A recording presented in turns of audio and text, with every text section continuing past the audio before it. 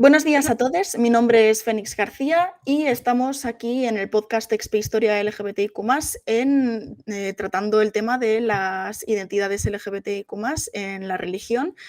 Hoy contamos con un representante de Keshet Sefarad. Preséntate, Yossi, por favor. Sí, hola, buenas tardes. Soy Yossi Martín y soy cofundador de la Asociación de Judíos, Judíes LGTBI de España, Keshet Sefarad. Bueno, es un placer contar contigo. Muchísimas gracias por estar aquí hoy. Es un honor poder contar con una organización tan importante como Keshet Sefarad. Bueno, para continuar un poco, primero mi nombre es Mauro Velázquez, también aquí participante del podcast. Y para iniciar me gustaría como que contextualizarnos un poco en la situación, el contexto actual en el que vivimos, ¿no? Entonces, me gustaría dirigir esta pregunta principalmente a Yossi, pero obviamente cualquiera de los que estamos aquí podemos intervenir. Entonces, quisiera que nos comentes un poco ¿cuál es el contexto que tú dirías que existe ahora en relación a las identidades LGBTIQ+, dentro de las religiones abrahámicas, principalmente aquí hablando sobre la comunidad judía, ¿no? Eh, ¿Cuál crees tú que sería esto, ¿no? ¿Qué situación existe ahora? Muchas gracias, Mauro. Bueno, yo creo y parto de la base de que el mismo nivel de pluralidad y diversidad que existen en la propia naturaleza del colectivo LGTBI, existe también a nivel del judaísmo en general y de las distintas denominaciones o corrientes del judaísmo. Hay un abanico realmente amplio y diverso de posicionamientos respecto a la diversidad sexual o afectiva o la diversidad de género. Tenemos un contexto muy amplio, será muy difícil explicar en detalle el posicionamiento de cada grupo, denominación dentro del judaísmo, pero sí que vemos que hay un abanico que va desde posiciones muy extremas de rechazo, de estigmatización de la homosexualidad, de la bisexualidad, de la transexualidad, en el otro extremo tendríamos un movimiento liberal, progresista, reformista, que incluye, acepta y empodera al colectivo LGTBI para formar parte activa de las comunidades judías. Entre estos dos extremos tenemos también una variedad de comunidades, pero muchas de ellas lo que sí podemos observar en el contexto actual es que incluso en movimientos ortodoxos, tanto en Estados Unidos como Israel y en Europa, sigue una tendencia a considerar al colectivo LGTBI más y más, dándole un lugar tal vez especial dentro de la comunidad, pero sí que hay una abertura patente y tangible que es resultado de la lucha y del activismo por los derechos humanos que el colectivo LGTBI siempre ha puesto por bandera. Todo ese trabajo, esa lucha, ese esfuerzo se está viendo ahora mismo reflejado incluso en esferas, digamos, del judaísmo que han sido siempre más reacios a aceptar e incluso a abordar el tema de la diversidad sexual. Se está hablando hoy en día en las comunidades. Y eso es algo muy positivo y creemos que yo personalmente pienso que también es producto, resultado de un trabajo a nivel global de muchísimos individuos, individuos y organizaciones, instituciones que están trabajando para visibilizar y normalizar nuestras diferencias. Y ahorita mencionabas esto, ¿no? ¿Cuál crees que quizá, aparte del trabajo activista, ¿no? Desde la comunidad judía, ¿cuál ha sido este cambio? ¿Por qué ha generado este cambio en estos últimos años? Una excelente pregunta, porque creo que las comunidades judías en general, digamos las más, donde hay una componente más religiosa, han visto a lo largo de los años, gracias, por la modernización, la modernidad, una desafiliación de las comunidades. Vivimos en un mundo prácticamente secular. Muchos jóvenes no se sienten identificados con el trabajo, el papel que se hace en las sinagogas, con la liturgia, Y hay un esfuerzo por mantener a las personas como parte de la comunidad. Y por ahí hay una comprensión de que tienen que abrirse y tienen que ser mucho más inclusivas.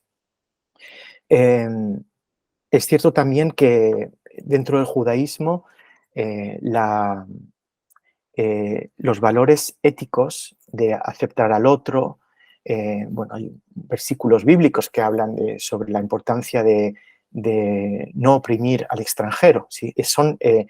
Son mensajes y valores muy fuertes dentro del judaísmo que muchos rabinos y personalidades dentro del judaísmo, digamos, estructurado en comunidades religiosas, pues se plantean que no pueden ignorar estos mensajes éticos. Entonces están intentando ver cómo poder aplicarlos a la propia comunidad judía. Es decir, no dejar fuera de las sinagogas, dejar fuera en la calle, en el exterior, a personas que son judías y que quieren pertenecer a una comunidad.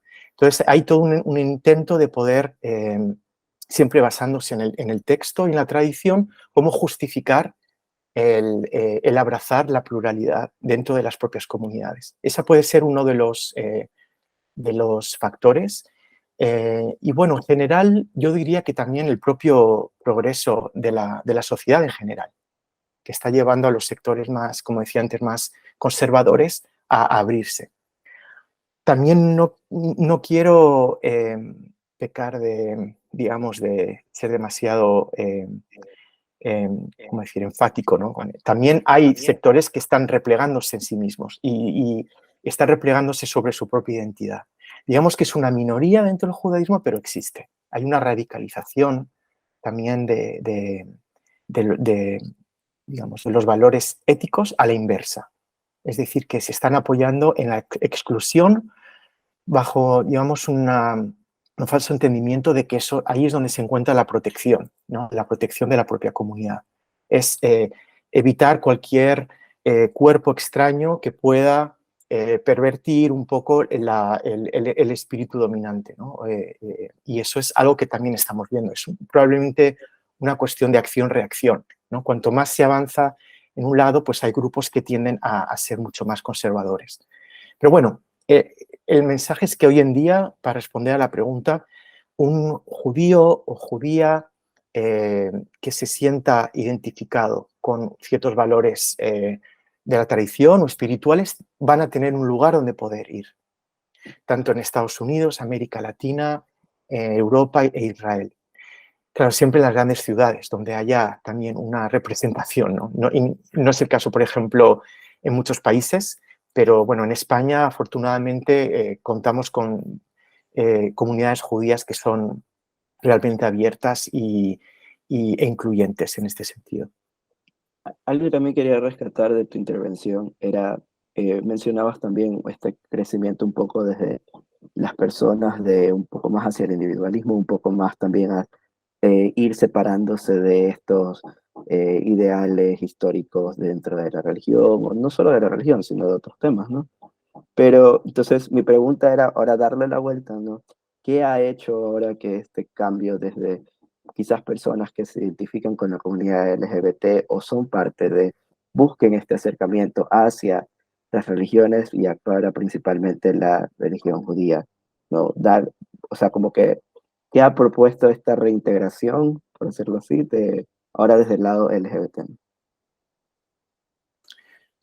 Bueno, creo que en general, por supuesto tengo que ser un poco sesgado, pero creo que la importancia es que hoy en día hay una conciencia, una concienciación muy clara de que somos distintas cosas al mismo tiempo, que tenemos la libertad, es una libertad que nos da nuestra propia sociedad y nuestros sistemas democráticos de poder ser varias cosas y varias personas al mismo tiempo, sin que estas diferentes identidades entren en conflicto.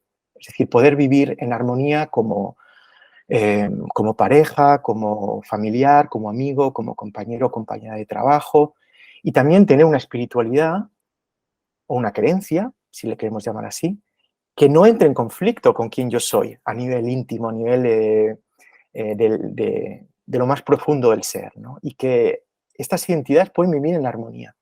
Yo creo que hay una demanda por parte de muchas personas de poder reivindicar esta, digamos, esta integralidad del ser, en el que cabe también la espiritualidad.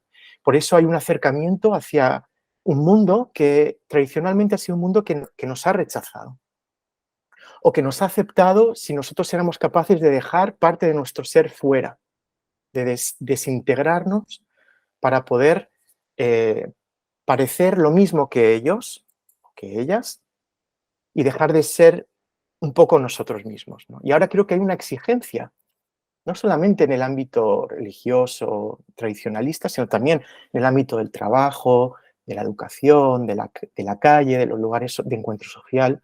Queremos ser nosotros de forma íntegra y queremos vivir esta riqueza de nuestra propia identidad con libertad y con orgullo también. Yo creo que es esto una de las razones por las que vemos muchas personas acercarse de nuevo a su tradición que habían abandonado y exigir de ella reconocimiento, inclusión y un lugar, un espacio, pero no un lugar pasivo, sino un lugar activo. Un lugar donde tú puedas ejercer también con todas las, digamos, derechos y obligaciones de la persona que participa en una vida religiosa o comunitaria. Y también quería preguntar, ¿consideras que, perdón un momento, no sé si se escucha que están Un con golpes poco, fuera? no pasa, pero no Sí, pasa. a mí también me están pegando martillazos abajo, o sea, es Sí, que basta que vayas a grabar un podcast para que se pongan a hacer obras toda la comunidad. Así aquí lo es. Sí, hacen todos los es días, no sé. el La día, ley el de día Murphy, la ley de Sí. Murphy, sí. Bueno, retomo, ¿no?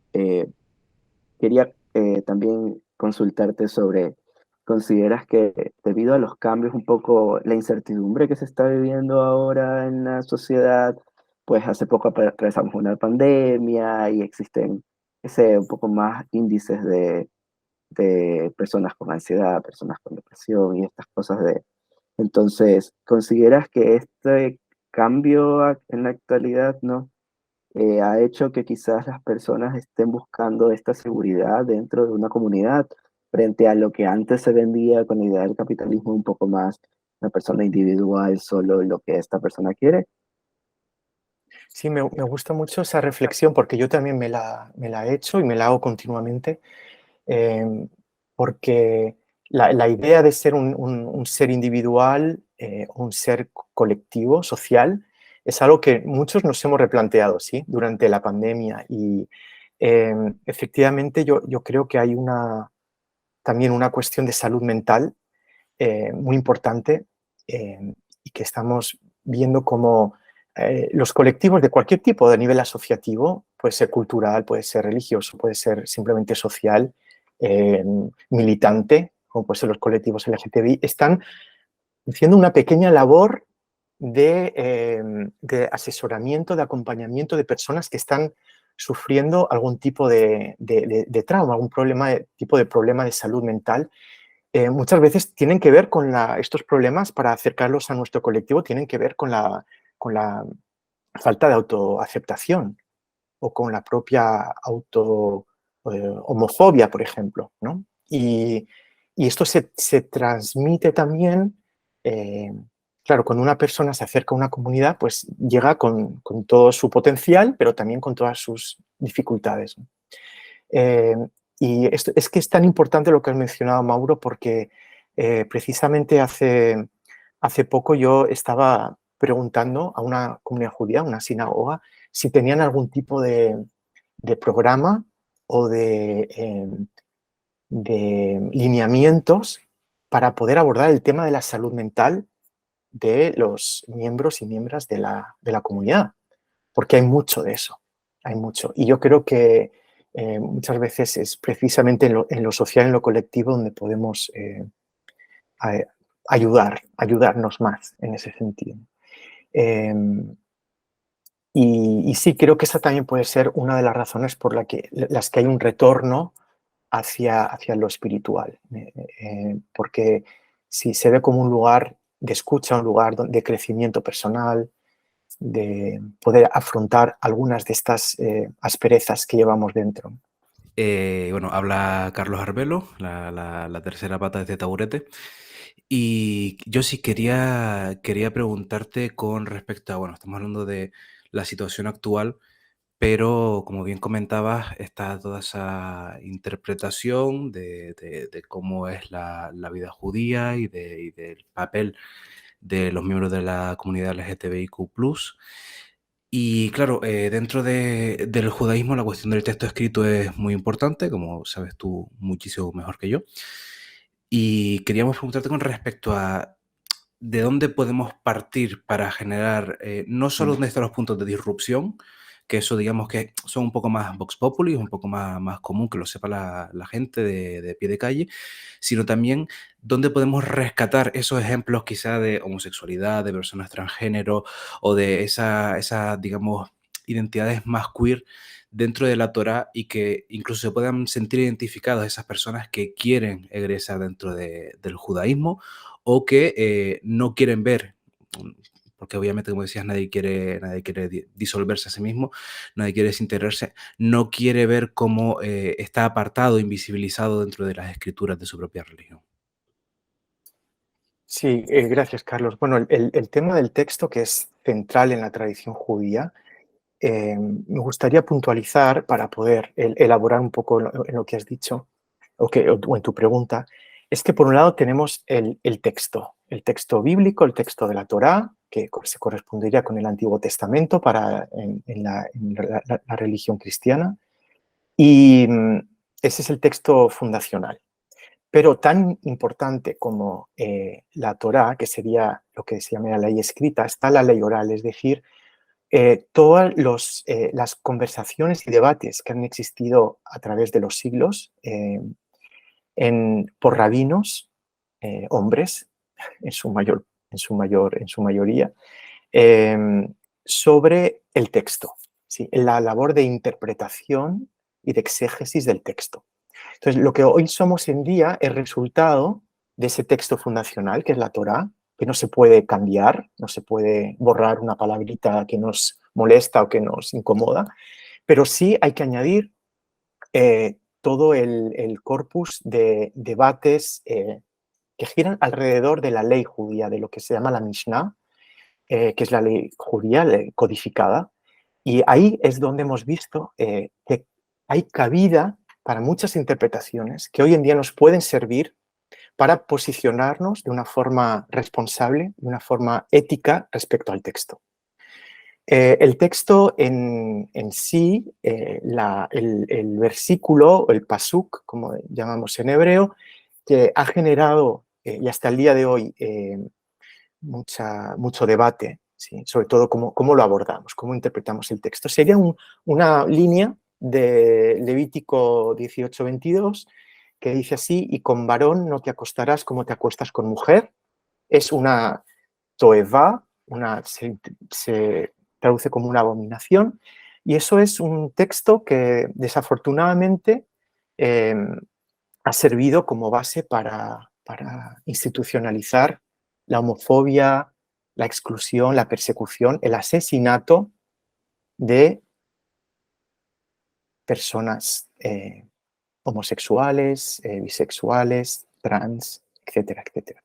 Lesbianas también, aunque esta prohibición, entre comillas, sería únicamente para los hombres, varones, cis, pero luego en el Talmud, que es ese cuerpo, digamos, de conversaciones alrededor de la ley judía, también se extendió esa, digamos, discriminación a las lesbianas. ¿Sí?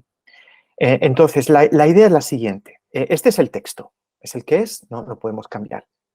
Pero sí podemos hacer tres cosas.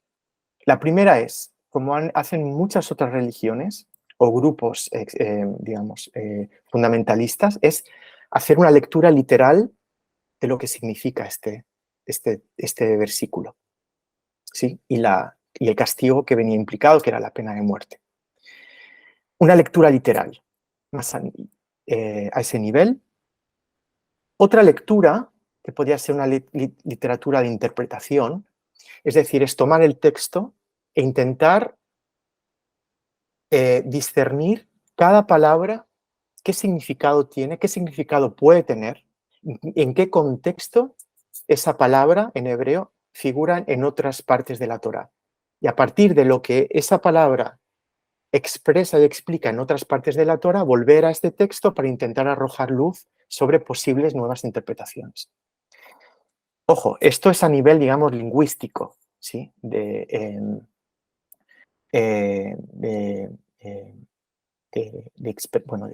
contenido, ¿no? De significado.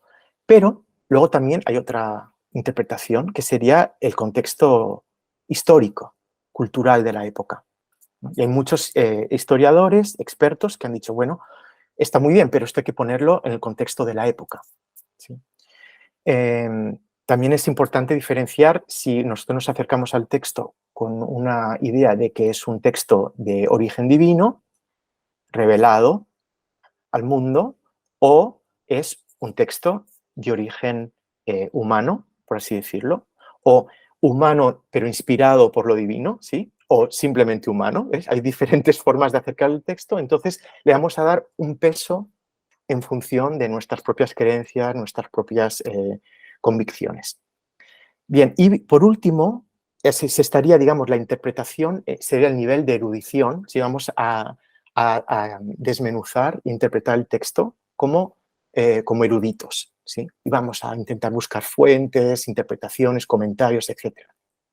Eso es más judío que la interpretación literal. Los rabinos siempre han desconfiado de la interpretación literal, siempre.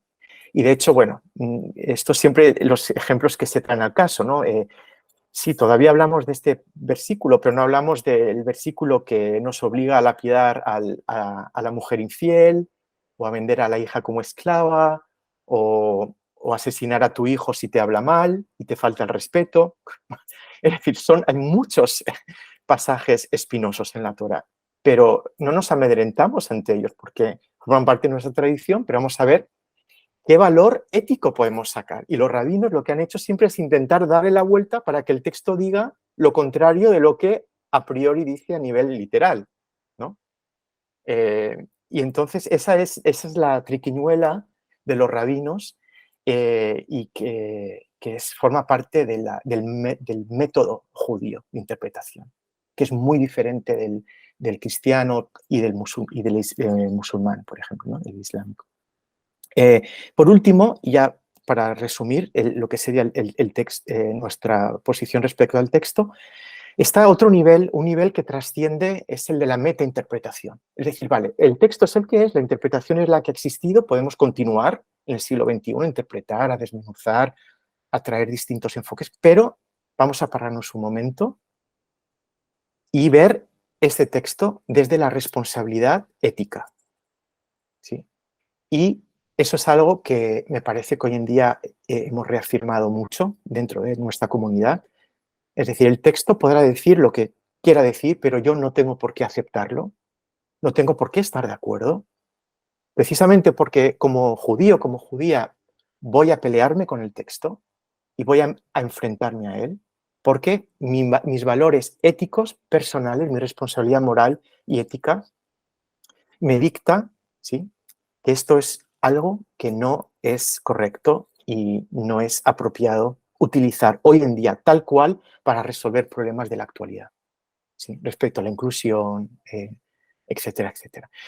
Y entonces, esta relación con el texto sigue siendo importante, pero también la libertad de conciencia y el posicionamiento de la responsabilidad frente al texto, ética frente al texto, es muy importante. Y aunque me lleve mucho tiempo, pero hay un aspecto que me preguntabas también, Carlos, es si cómo afronta el judaísmo, la tradición, lo binario, entre lo masculino y lo femenino, ¿sí? Y entonces en el Talmud encontramos que hay distintas referencias a otros tipos de lo que podríamos llamar hoy en día género.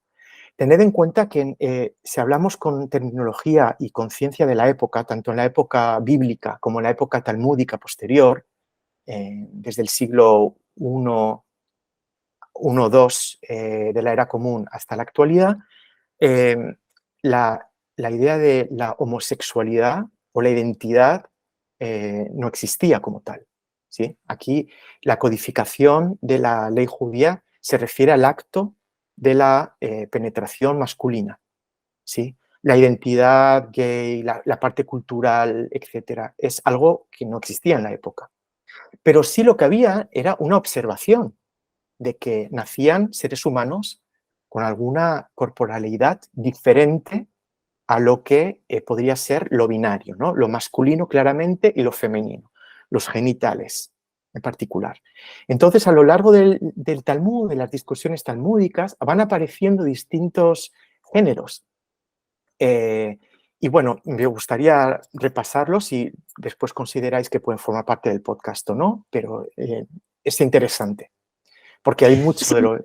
Perdona, Sí, por favor, muy rápidamente, precisamente es justo el próximo tema que íbamos a tratar, ¿no? Este tipo de representaciones igual disidentes a nivel de género, a nivel de orientación sexual, a nivel de sexualidades. O sea que adelante, explica todo lo que consideras, perfecto. porque es precisamente justo lo siguiente que íbamos a tratar. Gracias. Y me alegro de que hayas utilizado el término de disidencia, ¿no? Porque es un término que estamos utilizando muchísimo también y da mucho para hablar y enmarca muy bien conceptualmente lo que estamos hablando, ¿no?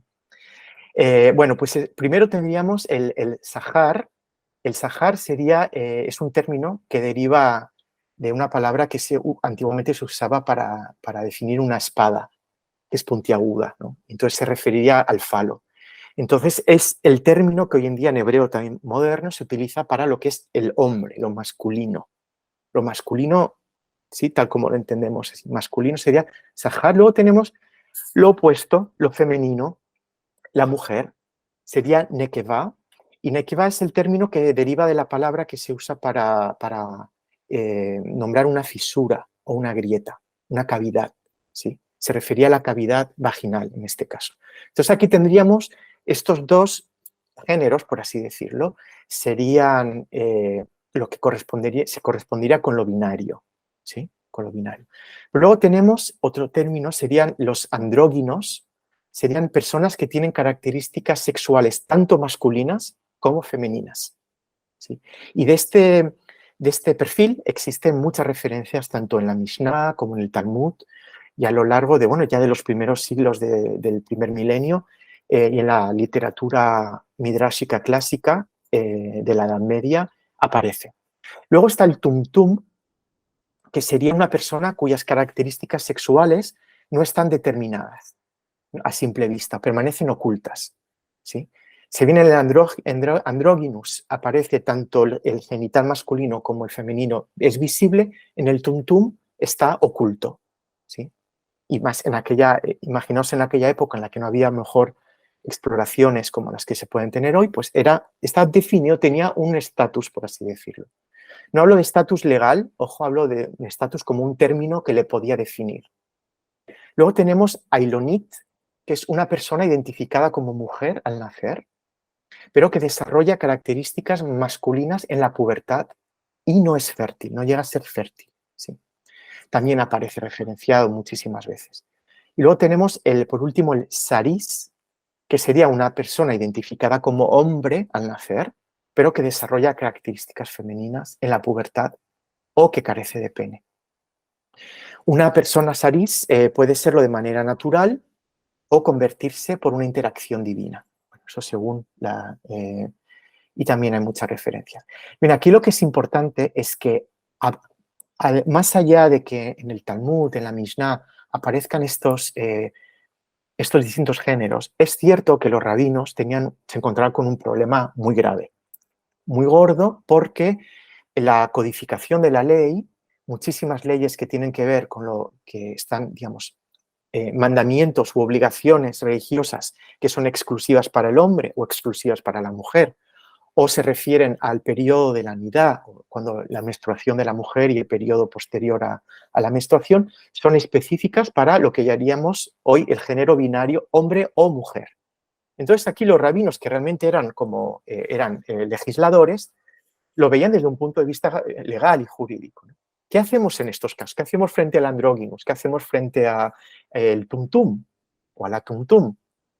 Entonces, ese era el problema. Esto es una cuestión que no escapa digamos, a la situación actual que conocemos, muy injusta a mi parecer, realmente cruel, que es la asignación de sexo. Cuando nace una persona con alguna de estas, intersexual o con genitales, digamos, que hay una ambigüedad para identificar y reconocer, y que se hace una asignación de género mediante cirugía. Esto es algo que todavía existe.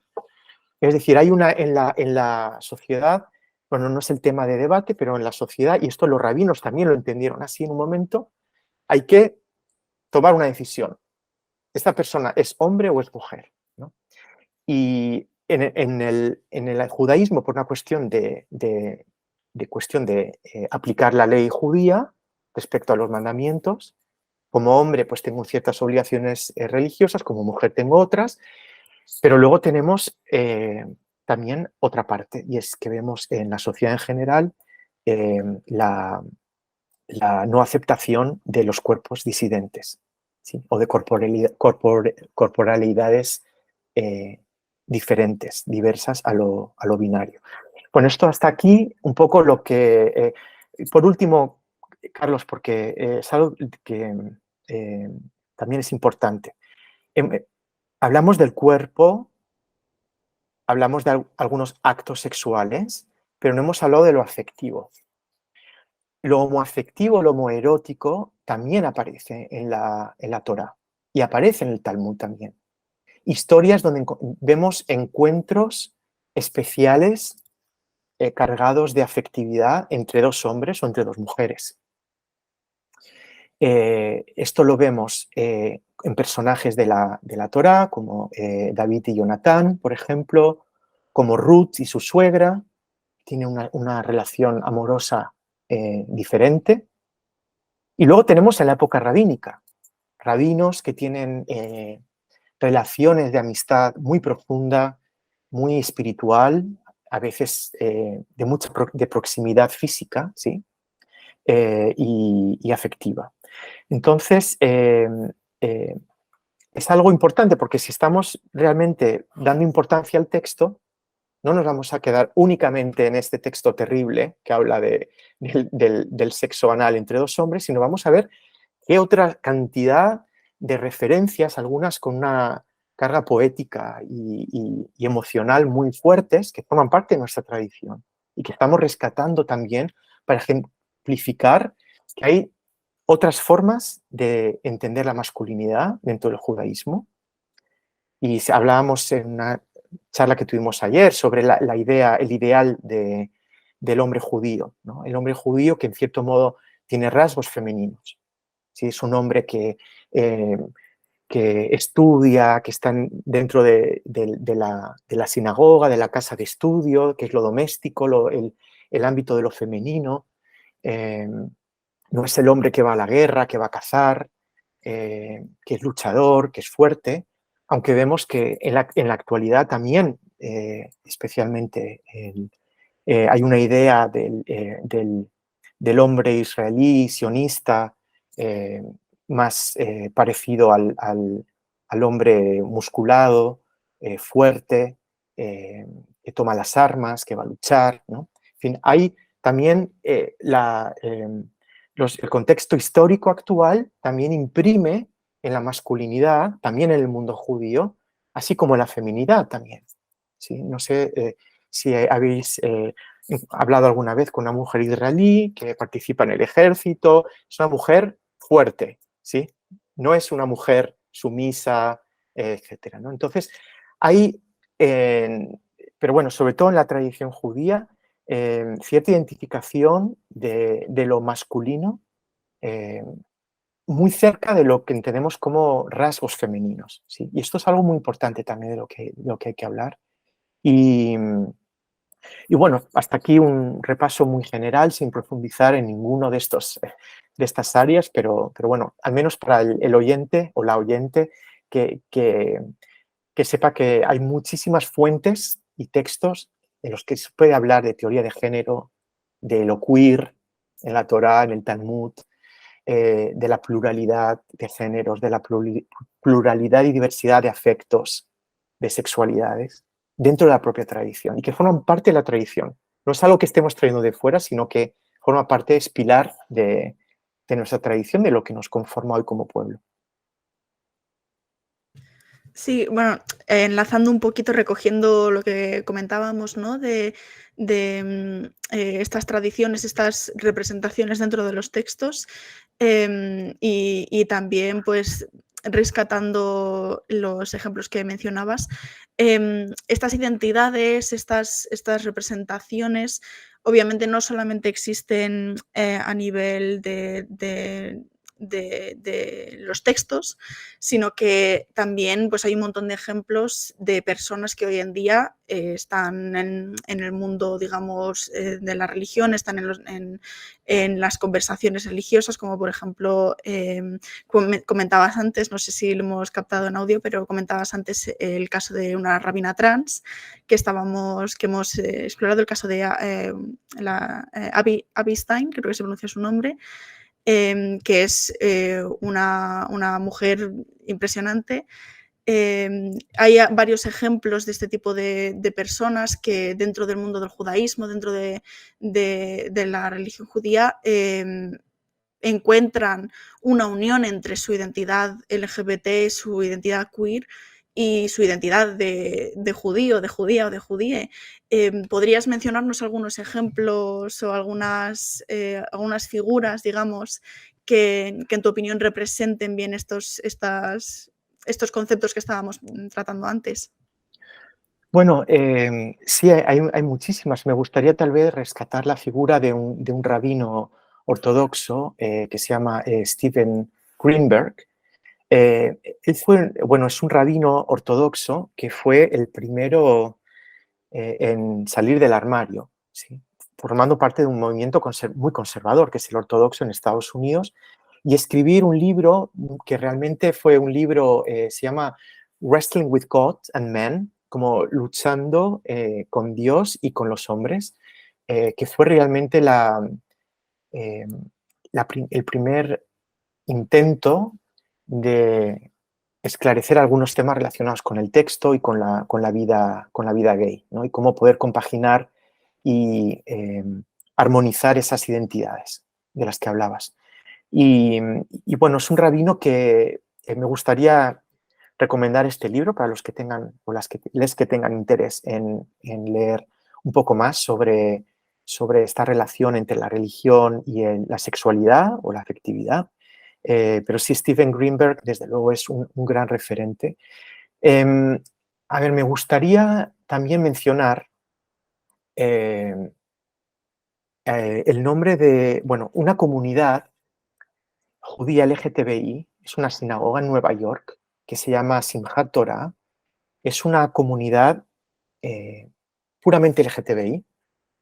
Se fundó en los años 70, precisamente porque había muchos hombres, mujeres, gays, lesbianas, trans, bisexuales, que habían sido rechazados por sus comunidades y decidieron unirse y crear una comunidad de apoyo donde podían desarrollar su espiritualidad, pero sobre todo darse apoyo mutuamente porque venían digamos, de situaciones traumáticas de rechazo, ¿sí?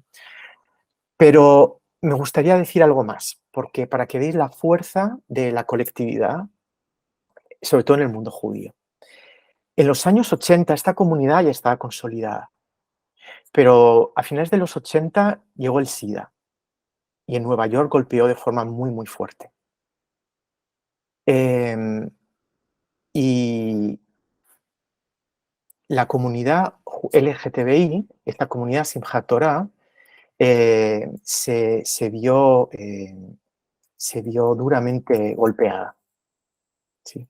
Tanto que estimaron que un 40% de los hombres de la comunidad fallecieron. Sí, 40% de la comunidad. Esta comunidad LGTBI ha hecho parte de su ADN ese trauma que vivieron. por descontado, la comunidad se volcó, sobre todo las mujeres lesbianas de la comunidad se volcaron a ayudar a los hombres de la comunidad. En un momento en el que incluso la administración norteamericana estaba mirando para otro lado, los abandonó, los discriminó completamente, la comunidad fue un centro de apoyo y de ayuda física, moral, espiritual enorme para todas estas personas que estaban sufriendo por esta epidemia. Y había tantos fallecimientos que tuvieron que contratar a una rabina, no tenían rabino, era una comunidad sin rabino, muchísimas, para poder oficiar los entierros. O sea, es terrible. Y esta rabina se llama Sharon Kleinbaum. Sharon Kleinbaum hasta el día de hoy es la rabina, es una mujer lesbiana de esta comunidad y es una persona de una gran influencia en Estados Unidos, en la comunidad judía, no solamente en la LGTBI, porque ha creado realmente una comunidad donde todo el mundo es bienvenido, todo el mundo. La inclusión es... A ver, aquí me gustaría hacer un pequeño bemol, porque no es lo mismo en una comunidad decir, bueno, te abrimos la puerta, te aceptamos, te damos la bienvenida, puedes estar con nosotros, eres uno más, ¿sí? Con cierta condescendencia. Es decir, te recogemos y te dejamos un espacio, ¿sí? Para que veas lo buenos que somos. Por otro lado, está la inclusión real en la que no se cuestiona nada de esa persona y esa persona entra a formar parte activa de la comunidad, sin ningún tipo de cuestionamiento. Esta es una inclusión real.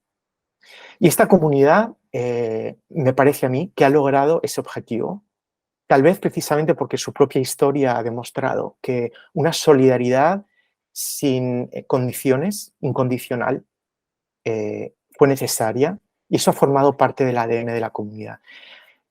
Traigo este ejemplo porque me estáis pidiendo ejemplos de lo que yo consideraría héroes o heroínas dentro de nuestro movimiento, porque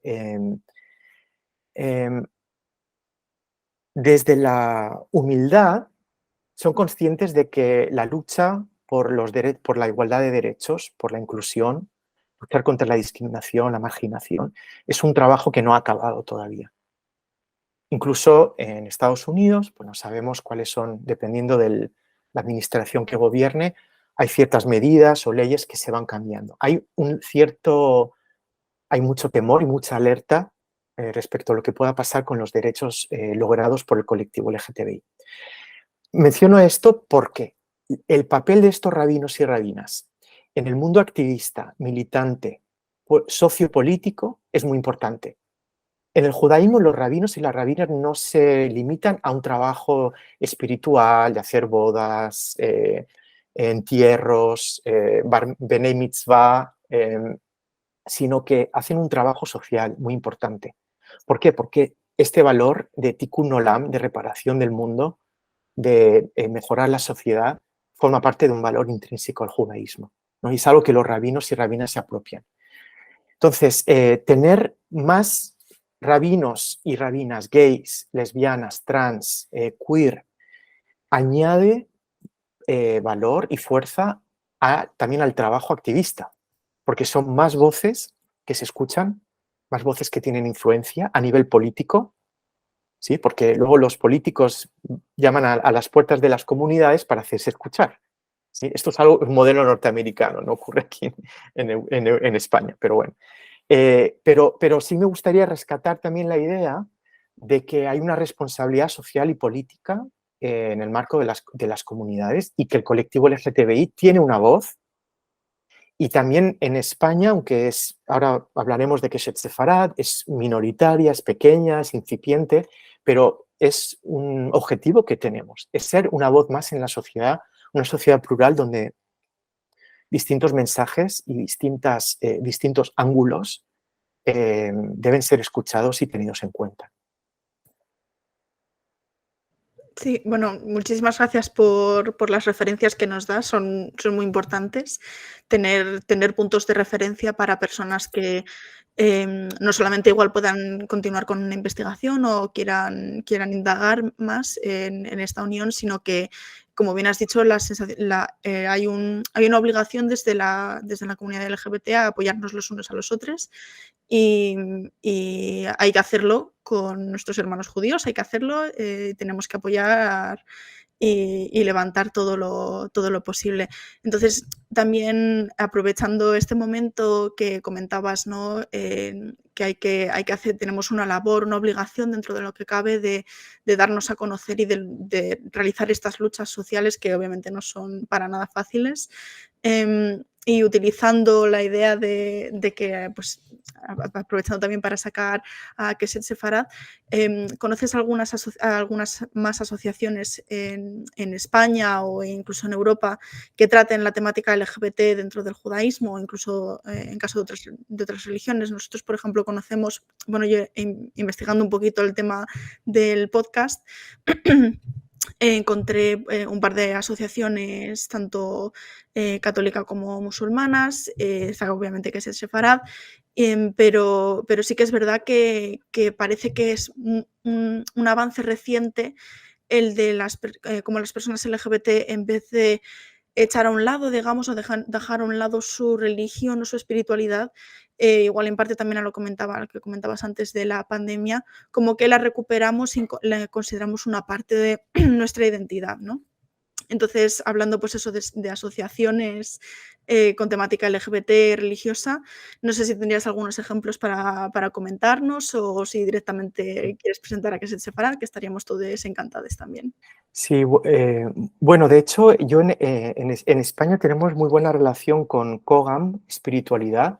Es un grupo de, digamos, creencias o fe dentro de la propia asociación COGAM, pero yo sé que prácticamente todas las asociaciones LGTBI en España, a nivel regional o de ciudad, tienen algún tipo de colectivo. Hay muchas asociaciones. De hecho, hace unos meses organizamos, en colaboración con COGAM Espiritualidad, una jornada, bueno, una tarde de cine con temática LGTBI y espiritualidad, que se estaba haciendo simultáneamente en un montón de ciudades en España. Y el vídeo de introducción que nos enviaron desde COGAM mostraba todos los logos de todas las asociaciones que hay en España, no te las acabas. Muchísimas. No te sabría decir por nombre, salvo COGAM, pero hay muchísimas. Y a nivel de judaísmo, en España, Keshet Sefarad es la única que existe, la primera y la única. Espera, ojalá hubiera más, pero somos muy pocos. Entonces, muy poques. Aquí sí que me gustaría decirlo con lenguaje inclusivo, porque hay muy pocas mujeres también. Esto es algo que me gustaría poder también hablar, cómo atraer y empoderar a más mujeres que formen parte de estas asociaciones que están muy dominadas por los hombres y gays, cis, ¿no? Eso algo que es un problema con el que me encuentro yo, me gustaría poder darle una solución. Pero hay muchas instituciones en Europa, en Estados Unidos. De hecho, se han constituido federaciones a nivel global. Está el Congreso Mundial de Judíos, Judías LGTBI, del cual Keshet Sefarad forma parte. Y después en Europa tenemos grupos similares a Keshet en Reino Unido, en Francia, en Alemania, en Italia. Estos son los que conozco yo. Y después en Israel también hay muchas asociaciones con distintos focos, distintos objetivos. Podemos hablar también, porque es interesante, cuál es la realidad allí. Es muy diferente de la que vivimos en Europa. Y lo que sí que hay ahora, una especie de paso adelante, es ver cómo podemos, ver cómo esta red de asociaciones pueden generar también más, decir, tener una, sí, poder, como decíamos antes, amplificar nuestras voces, si estamos trabajando en red, preparar proyectos que puedan ser financiados para tener más actividades, en fin, hay todo un trabajo que se está haciendo a nivel global, a nivel mundial. Y a nivel de Keshet Sefarad, lo que os podría comentar es que en plena pandemia, o sea que está muy ligado a lo que mencionabais antes de la pandemia, realmente algún día miraremos hacia atrás y podremos estudiar, a lo mejor una tesis doctoral de la Complutense, cuántas asociaciones, grupos de trabajo, de estudio, intercambios se generaron en el año 2020 en el mundo, porque fue increíble. En plena pandemia, un amigo mío aquí, también alicantino, y yo, bueno, me planteó la posibilidad de crear emulando un poco estas asociaciones en otros países, LGTBI para judíos y judías, en España, ¿sí? Porque no existía. Y bueno, intercambiamos un poco de ideas y decidimos crearla, creo que en agosto del 2020. Y bueno, la idea era, sobre todo, ocupar un espacio que no existía en España a nivel asociativo, pero teniendo como hilo conductor y como eje principal precisamente el poder ser un espacio seguro donde celebrar nuestras diferentes identidades. Lo que hablábamos antes, ¿sí? Ser nosotros mismos en nuestra integralidad, es decir, como judíos y como LGTBI, Q+, como nos definamos, ¿sí? Y poder también intercambiar, hablar sobre temas que nos pertañen, que nos interesan.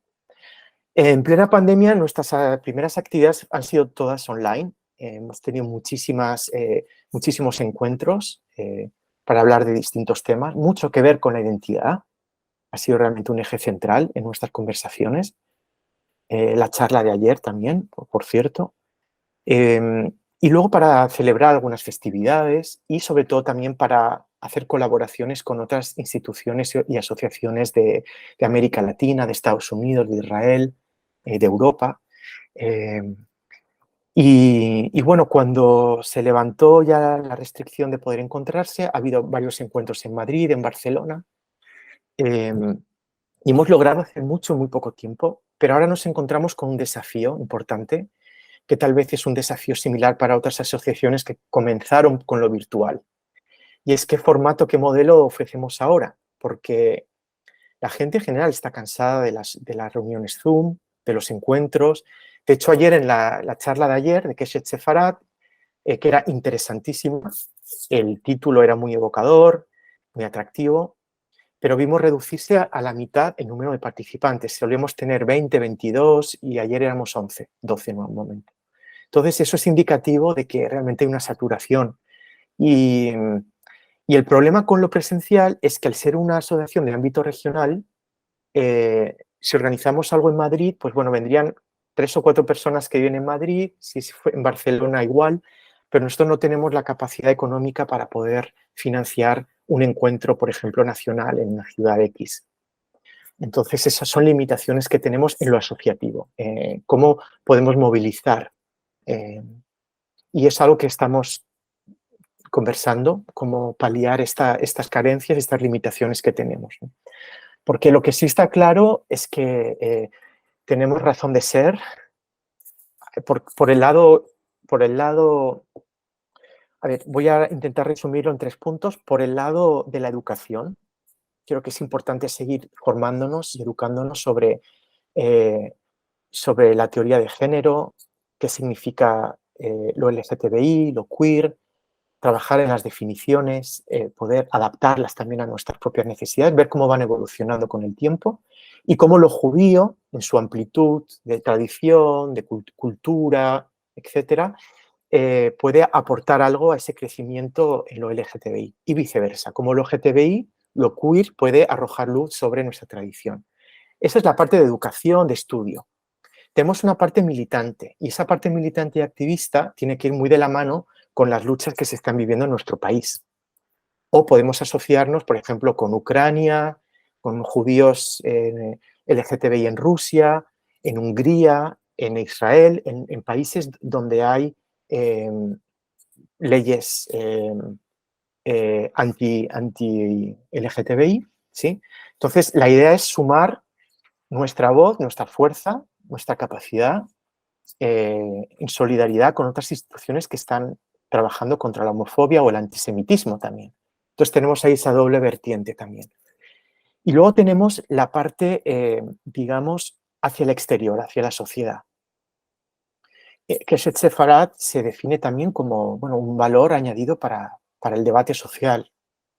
Y entonces queremos formar parte de otras plataformas donde poder, bueno, que nuestra voz sea escuchada, que se tenga en cuenta, poder aportar, enriquecernos nosotros también, pero también poder aportar algo nuevo, distinto, original al debate social.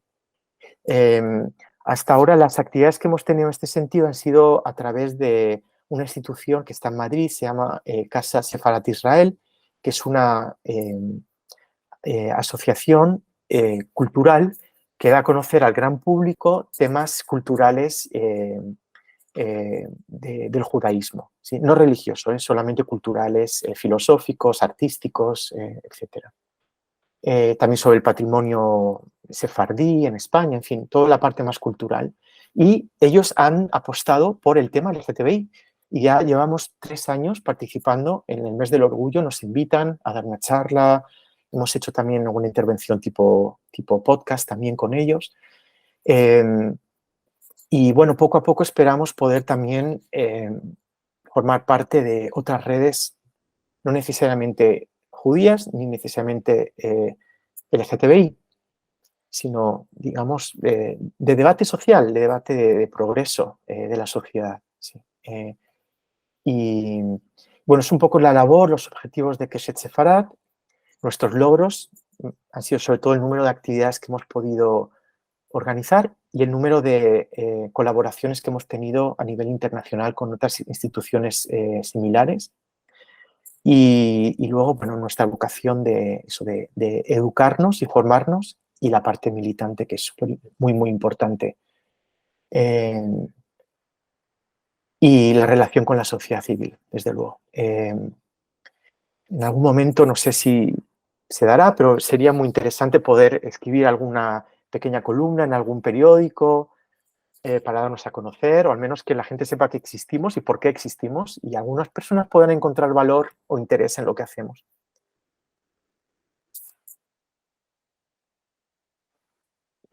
No sé si por tiempo. Sí, bueno, quería comentar primero, la verdad es que nos has contestado todas las preguntas que teníamos preparadas para lo siguiente. Ya Entonces, lo sé. por eso tampoco te hemos querido interrumpir, perdón, el decir, por cierto, deja que te meta aquí la pregunta porque estabas hablando. Sí, porque tenía el guión y más o menos nos has. intenté abordar todo. Perfecto, perfecto. Ya has hablado además súper bien, entonces tampoco queríamos interrumpir el diálogo, ¿no? Porque era muy importante. Bueno, ahora aparte de esto, yo diría también para que los oyentes o los lectores Exacto. o quien sea que puedan conocer a Keshet Sefarad, has comentado, ¿no?, que podemos encontraros con la Casa Sefarad de Israel, que si no me equivoco. ¿Dónde os podemos encontrar? Vuestras páginas de Facebook, todas estas cosas, para quienes estén escuchando que puedan Sí, ir a. tenemos solamente una página de Facebook, no tenemos página web porque no tenemos un presupuesto. Entonces no tenemos fondos para tener una página web, pero tenemos una página Facebook que es muy fácil de encontrar porque solamente habría que escribir en Facebook Keshet Sefarad y aparecería. Tenemos un grupo abierto y un grupo cerrado, ¿sí? Aunque realmente la información es la misma porque no hay nada confidencial, solamente que, bueno, hemos decidido tener un espacio un poco más securizado, por así decirlo, más seguro, pero tenemos uno abierto donde se puede encontrar información y acceso a también las charlas que organizamos suelen ser abiertas, así que, bueno, sí, Keshet Sefarad en Facebook, esa sería y bueno, si se escribe un mensaje lo recibiríamos yo o alguien más y contestaríamos, por supuesto. Genial. ¿Y alguna charla o algún evento, jornada que quieras promocionar, que tengáis pensado hacer? Pues bueno, ahí, a ver, el mes de junio es el European Pride en Roma, en Italia. Y Keshet Italia, que es nuestra asociación hermana en Roma, en Italia, perdón, está organizando una actividad, es una jornada con presentaciones, con actividades culturales, con invitados, invitades sorpresa, en fin, todo un programa LGTBI judío durante el Pride de Roma. No sé si alguien de los oyentes está interesado en participar en este European Pride en Roma, pero bueno, también creo que distintas asociaciones LGTBI judías de Europa están representadas también en el desfile que habrá. Y bueno, jornadas no tenemos ninguna ahora mismo programada. Estoy en conversaciones con una asociación en Israel que se llama Jabruta, que es una asociación, y esto, bueno, es interesante también dar a conocer porque la realidad en Israel respecto a, por ejemplo, personas LGTBI que han nacido en familias ultraortodoxas u ortodoxas, es una realidad muy diferente, ¿sí? Porque bueno, han sufrido el rechazo de la familia, han tenido que reconstruirse fuera de su círculo familiar y de su círculo, digamos, comunitario, y muchos, sobre todo hombres, que, bueno, estaban fuera de sus comunidades, decidieron crear una asociación también de apoyo y de ayuda, que se llama Jabruta. Entonces empezó siendo una asociación solo de hombres judíos religiosos que no han querido abandonar su parte religiosa, pero bueno, se reúnen entre ellos y bueno, vamos a invitarles a que nos den una charla para que nos expliquen un poco su trabajo.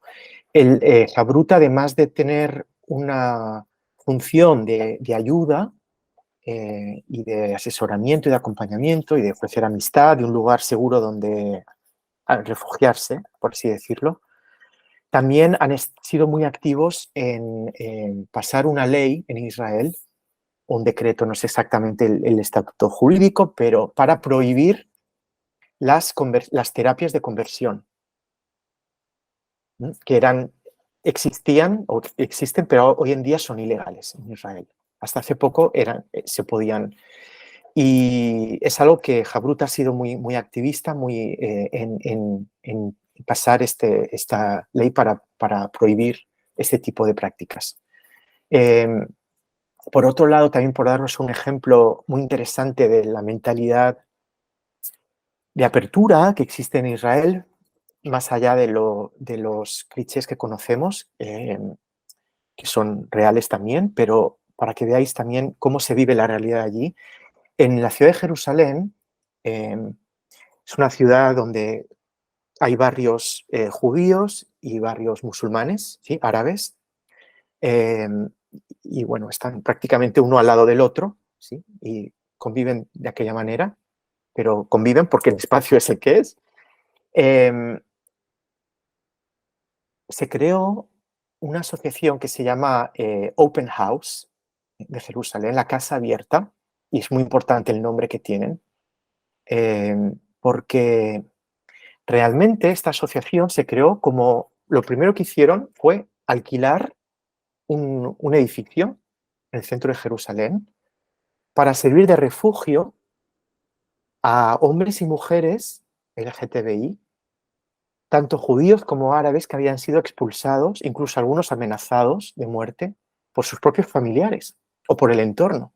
Y era una casa abierta donde cualquiera que necesitaba un lugar donde dormir, pasar la noche, alimentarse, escuchar, ser escuchado, escuchada, llorar, encontrar un trabajo, tenían ese lugar. Y así se creó una casa abierta. Había gays palestinos, había mujeres lesbianas ultraortodoxas, en fin, todo tipo de horizonte encontraba un lugar seguro, un espacio donde recibir ayuda y consuelo y apoyo y amistad en esta asociación. Y también Keshet Sefarat organizó una charla con ellos online, con la directora de programas de Open House. Y después yo fui invitado el año pasado a un evento que organizaron en Jerusalén para hacer estudio de la Torah queer. con una lente queer de la Torá. Había muchas sesiones, talleres, y todas eran en hebreo menos 2, y una de ellas nos la ofrecieron a Keshet Sefarad, fue en inglés, para traer un tema, un texto de la Torá, para compartirlo, debatirlo y traer una fuente queer, es decir, como decías muy bien antes, Fénix, la disidencia, ¿no? ¿Qué ocurre cuando tu identidad te pone al margen de la sociedad y desde esa periferia, que es la periferia queer, tú puedes arrojar luz sobre lo que está sucediendo en la sociedad? Porque tienes un lugar privilegiado desde lo marginal, desde la periferia, ¿no? Ese era un poco el enfoque que yo le di. Y bueno, traje un texto interesante que era muy feminista, sobre todo feminista, más que de homosexualidad, era sobre empoderamiento de la mujer en la Torá. Y bueno, fue muy interesante. Y esto fue una cooperación con las asociaciones.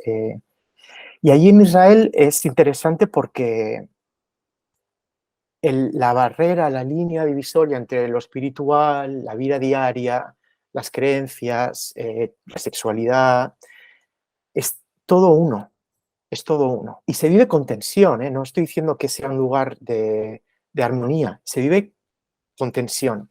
Pero desde esa tensión están construyendo programas y proyectos y asociaciones que tienen una visión que da 1000 vueltas al discurso al discurso ideológico de muchas asociaciones en Occidente, por así decirlo, Europa, Estados Unidos. Porque como viven con esa tensión permanente de las identidades y en conflicto, están generando modelos de integración mucho más avanzados, mucho más complejos y sofisticados de lo que yo conozco en mi entorno europeo, ¿sí? O sea, hay mucho de lo que aprender, de cómo trabajar en situaciones mucho más de más tensión, ¿no? Y es increíble ver cómo lo creativo emerge y crece con tanta fuerza, ¿no? Y facilidad en medios donde hay tanta dificultad. No exento de, claro, de traumas, de problemas, pero con una fuerza y una determinación que ya nos gustaría a muchos tenerla, desde luego. Y esto es algo que yo he aprendido de allá, ¿eh? Pues nada, no sé si alguno de mis compañeros quiere añadir algo.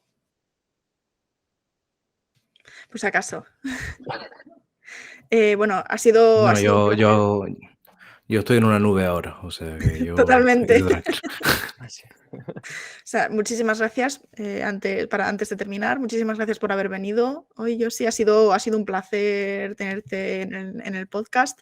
Gracias por iluminarnos sobre la realidad judía queer y por acercar y, como has dicho tú muy bien antes, arrojar luz, ¿no? sobre esta temática disidente que muchas veces es un aspecto que no tenemos tan en cuenta y al que se le debe apoyar, que es la espiritualidad y la religión dentro de las identidades LGBT. Y nada, muchísimo ánimo con Keshet Sefarad, que vaya todo súper bien y contéis con nosotros para cualquier proyecto que queráis. Muchas gracias por venir. Gracias por la invitación, de nuevo, bueno, tanto a Carlos, a Mauro y a ti, Fénix. Ha sido un placer y la verdad es que participar en este tipo de debate, de diálogo, a mí me ayuda también a expresar ideas que tengo ahí un poco en el detrás de la cabeza, ¿no? en el subconsciente, y poder verbalizarlo me ayuda mucho también a identificar caminos para trabajar. Y ojalá uno de estos caminos sea con vosotros, desde luego, me encantaría. Lo vamos a seguir hablando con posterioridad al podcast, ¿sí? Genial, pues muchísimas gracias a todos por escucharnos y nos vemos en el próximo episodio con la nueva temática que toquemos en XP Historia LGBT.